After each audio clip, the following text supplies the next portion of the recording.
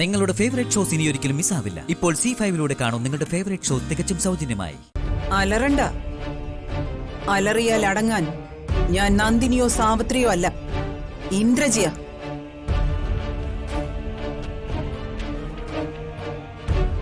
മോളെ, നിന്റെ അമ്മയെ ഇവിടെ ഉള്ളൊരു പ്ലാൻ ചെയ്ത് കൊന്നതാ.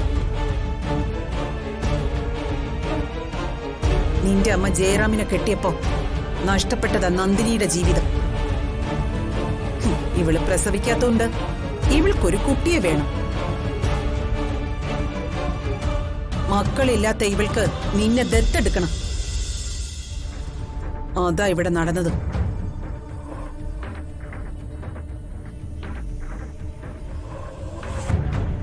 നിന്റെ അമ്മ ഇല്ലാതായ പിന്നെ നിന്നെ ഇവൾക്കെടുക്കാലോ. എന്ത് മഹാപാപങ്ങളാ നിങ്ങളീ പറയുന്നത്? ചെയ്തു കൂട്ടിയ മഹാപാപങ്ങളെ കുറിച്ചാണ് ഞാൻ പറയുന്നത്. ബാക്കി കൂടി കേൾക്കെല്ലാവരും.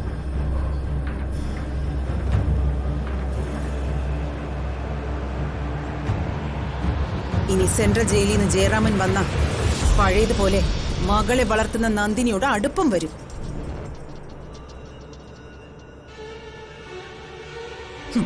പിന്നെ നന്ദിനിയും ജയരാമനും ഭാര്യയും ഭർത്താവും ആവും.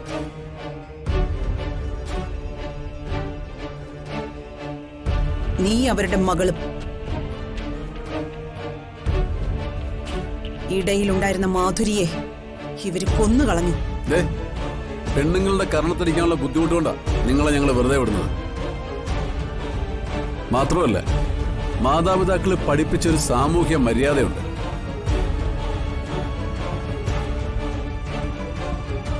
ഇനിയും ഇവിടെ നിന്ന് നിങ്ങൾ ഈ അപവാദം തുടർന്ന ഉറപ്പായി അടിച്ച് നിങ്ങളെ പല്ലിയാൻ താഴെയിടും. നീ പേടിപ്പിക്കൊന്നും വേണ്ട. എന്റെ മോളോട് ഒരു കാര്യം കൂടി പറഞ്ഞിട്ട് ഞാൻ പൊയ്ക്കോളാം.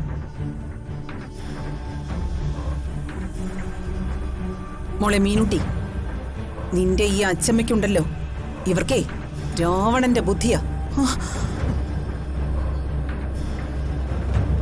നഷ്ടം എനിക്ക് നിനക്കുവാ ഉണ്ടായത്.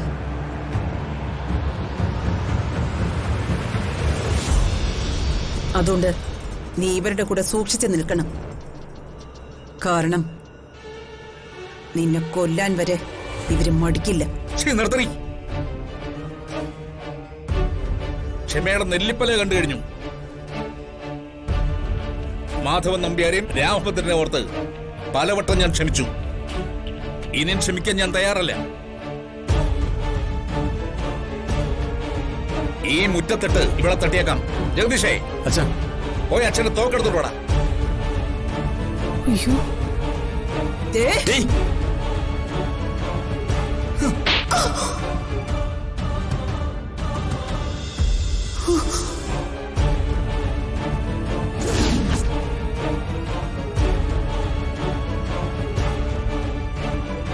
ജീവൻ വേണമെങ്കിലേ ഇറങ്ങിപ്പോടി.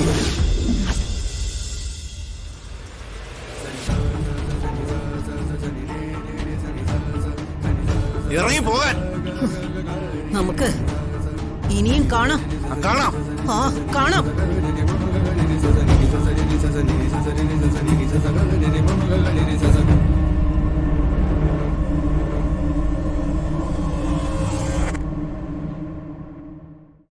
ഡൗൺലോഡ് ചെയ്യൂ C5 ആപ്പ്. കാണൂ എല്ലാ എപ്പിസോഡുകളും സൗജന്യമായി.